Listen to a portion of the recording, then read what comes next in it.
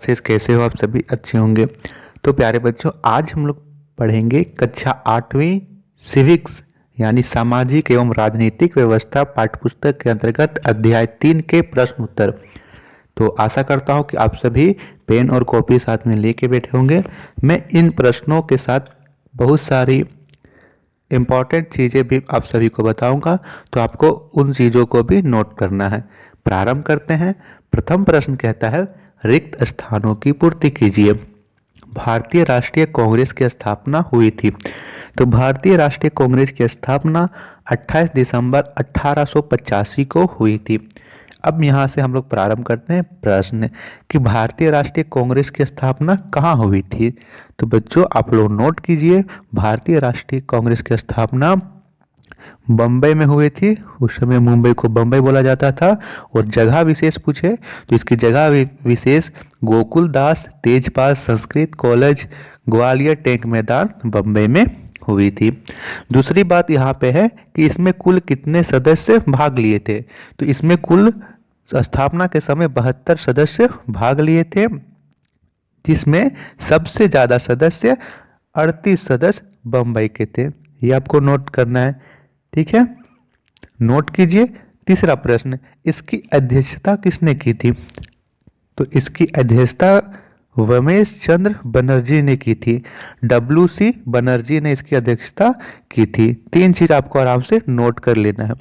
ये चीजें काफी इंपॉर्टेंट है, कई जगह ये प्रश्न आपको देखने को मिलेगा। दूसरा प्रश्न, राज्यसभा में अधिकतम सदस्य हो सकते हैं। तो आपको नोट करना है कि राज्यसभा में अधिकतम 250 सदस्य हो सकते हैं। कितने सदस्य हो सकते हैं? 250 सदस्य हो सकते हैं। और हम लोग देख लेते हैं कि 250 सदस्यों में किस किस प्रकार के सदस्य होते हैं और 250 सदस्यों का किस किस तरह का कौन कौन से सदस्य होते हैं। देखिए बच्चों, 250 सदस्यों में यदि हम लोग देखें तो इसमें से 238 सदस्य जो हैं वो राज्यों से और यूनियन टेरिटरी से चुनते हैं, ठीक है। बाकी 12 सदस्य जो हैं वो राष्ट्रपति मनोनीत करते हैं। आपने पढ़ा होगा कि राष्ट्रपति राज्यसभा के 12 सदस्यों को मनोनीत करते हैं और लोकसभा के 2 सदस्यों को मनोनीत करते हैं। ये सदस्य विज्ञान, कला, सामाजिक क्षेत्र इत्यादि से चुने जाते हैं। तो आपको नोट क्या करना है कि 250 सदस्यों में यदि पूछे तो 238 सदस्य राज्यों और यूनियन टेरिटरी से और 12 सदस्य राष्ट्रपति मनोनीत करते हैं, ठीक है, नोट किया होगा आपने। तीसरा प्रश्न है, वर्तमान में लोकसभा के लिए कुल सदस्य निर्वाचित होते हैं। तो यहाँ पे कुल 545 सदस्य निर्वाचित होते हैं। 545 सदस्यों को भी यदि हम लोग बात करें कि 545 सदस्यों का बंटवारा किस प्रकार कर हम लोग कर सकते हैं, तो इसमें से हम लोग बात करें बच्चा तो 543 सदस्य लोगों द्वारा सीधे चुने जाते हैं, लोगों द्वारा सीधे चुने जाते हैं। और बचे जो 2 सदस्य वो राष्ट्रपति मनोनीत करते हैं, ठीक है, सामाजिक, विज्ञान, कला इत्यादि क्षेत्रों से। यदि हम लोग बात करें कि 545 सदस्यों में अनुसूचित जाति एवं अनुसूचित जनजाति के लिए कितनी सीटें आरक्षित है, तो यहाँ अगला प्रश्न वही है कि अनुसूचित जनजाति और अनुसूचित जाति के लिए। तो अनुसूचित जाति के लिए 84, अनुसूचित जनजाति के लिए 47 सीटें आरक्षित हैं। और ये आरक्षण उनको अनुच्छेद 330 के तहत दिया जाता है। अनुच्छेद 330 के तहत अनुसूचित जाति एवं अनुसूचित जनजाति के लिए को दिया जाता है। आपको पूछा जाए कि सबसे ज़्यादा लोकसभा की सीटें किसमें हैं, तो उत्तर प्रदेश में सबसे ज़्यादा लोकसभा की सीटें हैं। चलिए करते हैं प्रश्न संख्या 2। तो इसमें से फिर मैंने फिर लिया है। इसमें पहला प्रश्न, भारत में द्विसदनीय विधानमंडल कब बना।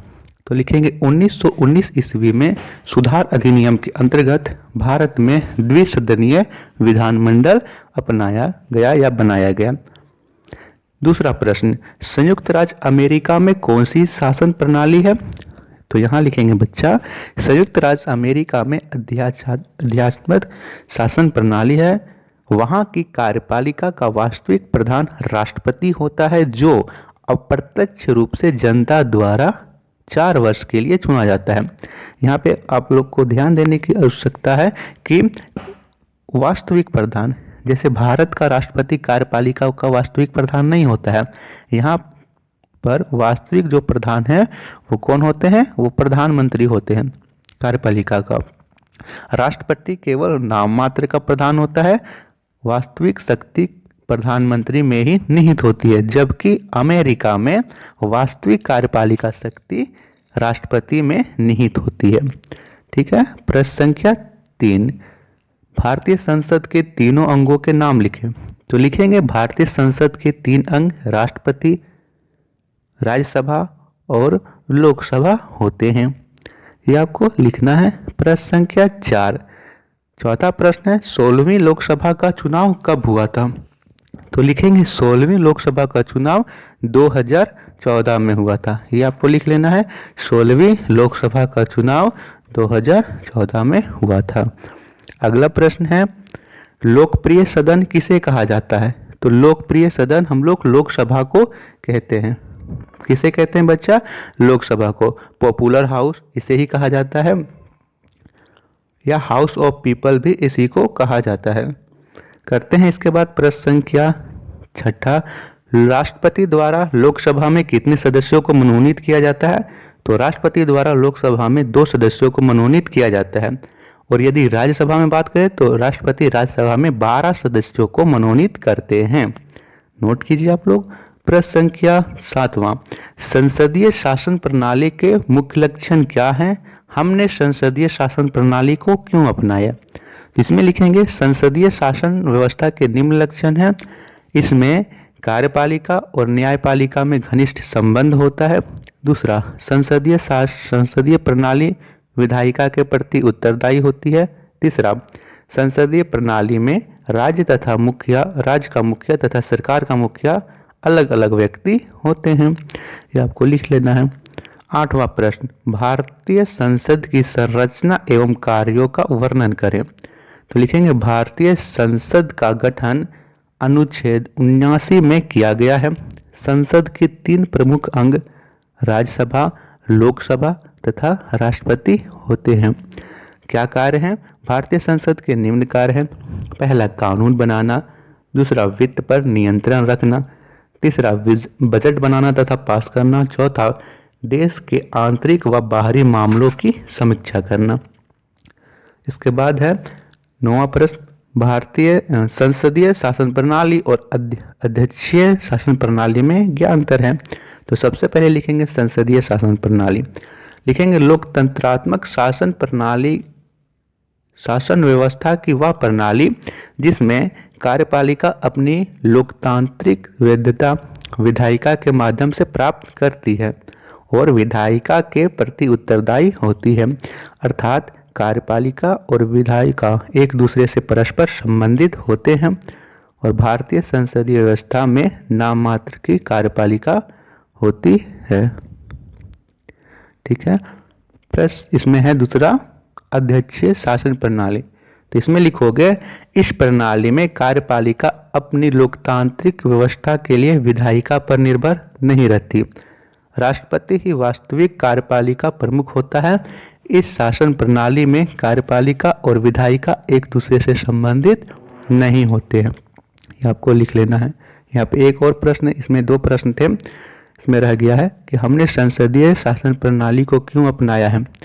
तो हमने संसदीय शासन प्रणाली को इसलिए अपनाया है क्योंकि यहाँ पर जो है दिखाया मैंने यहाँ कि यहाँ जो कार्यपालिका का वास्तविक प्रधान प्रधानमंत्री होता है और प्रधानमंत्री लोगों द्वारा चुना जाता है।